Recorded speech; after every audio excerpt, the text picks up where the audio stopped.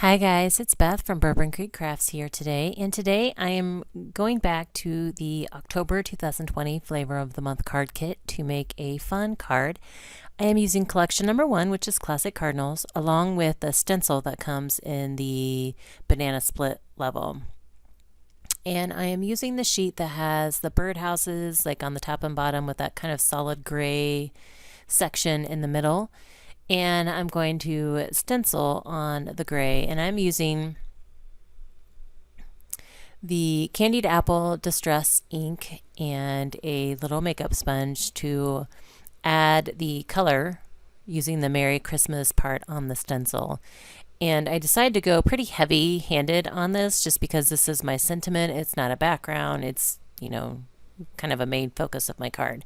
So I go over it once and just make sure I can fill it all in, and then I do go back again and kind of smoosh it in a little bit more just so it's kind of crisp so that everyone knows that it says truly Merry Christmas. But I loved this. When I first saw this piece, I knew what I wanted to do with it. I knew I wanted to use it with this stencil. I just thought it would be perfect. And I was just trying to figure out how I could incorporate the whole pattern into one of my, the standard A2 size card. So I decided to trim off the top and bottom of the paper. So I trimmed off the birdhouses from the top and bottom, and I'm going to kind of reattach them together on a piece of white cardstock. So I trim my white cardstock down to 4 1/8 by 5 3/8. So that's kind of my standard card mat size. And then I'm going to trim all of the individual pieces down to 4 1/8 as well. And we'll kind of reattach them, relayer them on that piece of white cardstock. And I want to make sure that the Merry Christmas is centered, and I also want to make sure that I can get the full birdhouse onto the card for both the top and bottom panels.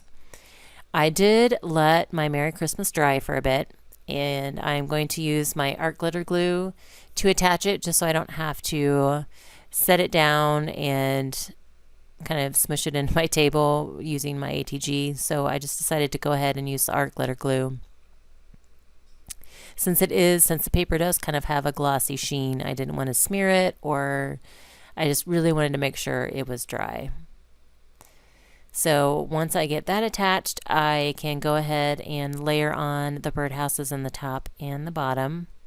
And like I said, I just want to make sure that, I know there's going to be some overhang, but I want to make sure the full birdhouse does fit on the card. So that's what I'm trying to do here, is just to make sure that the birdhouse images are going to fit. And I'm going to go ahead and apply my art glitter glue directly to that panel, and then set my birdhouse pattern piece on the panel. And that way I'm only applying glue where it needs to go, instead of applying glue to that whole pattern piece and then having some overhang that I'm going to cut off anyway. So do the same thing for the bottom. Just make sure it's lined up. And then I'm going to come in and trim off the overhang on the top and bottom.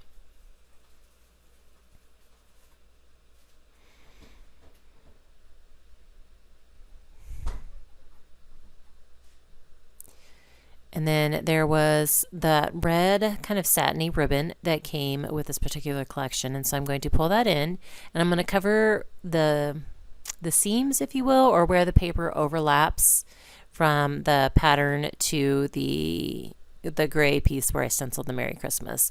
And to do this, I'm just pulling in some score tape, and it's the 1/8 inch score tape. That was the size I had that would fit the ribbon. And I'm just taking that all the way across where the two patterns meet at the top and the bottom. And then I'm just trimming that off. So then I lay my ribbon down across the score tape, and then we'll kind of trim off a little bit. I will trim the ribbon up so that there's still an overhang, so it will wrap around that panel. And I chose the score tape just because, one, I don't have to wait for dry time, and two, there's always the chance when I use the wet glue, it seems to be a little bit that seems to want to show through on the ribbon, so I just wanted to be safe and just go ahead and go with the score tape. So I'm adding a little bit of score tape here on the back as well to hold the excess that I'm going to wrap around the card panel.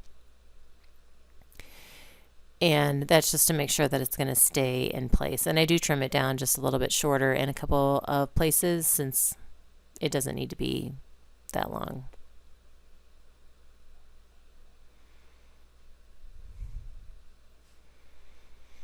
And now my panel is put together, and I'm going to go ahead and use the 1/8 inch score tape again to go across the outer,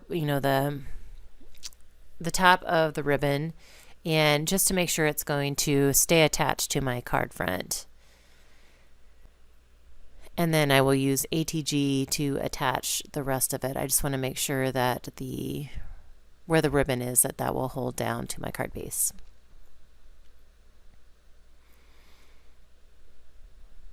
So once I get the backing off of the score tape, I can go ahead and attach this panel to my card base, and I'm just using a standard A2 white card base, 4 1/4 by 5 1/2. So there's a little bit of a frame around my panel here. And I have some of that red ribbon left, so I decided I want to go ahead and add a bow at the kind of the bottom right of that Merry Christmas panel. And I want it to be somewhat of a flat bow. It doesn't need to be really dimensional. So once I get my bow kind of figured out, I do go ahead and trim up those ends and kind of squish it down a little bit. And then I'm going to go ahead and use score tape to attach it to my card here in a minute. I also added some of the off-white enamel dots that I had left just to that Merry Christmas, just to dress it up a little bit more.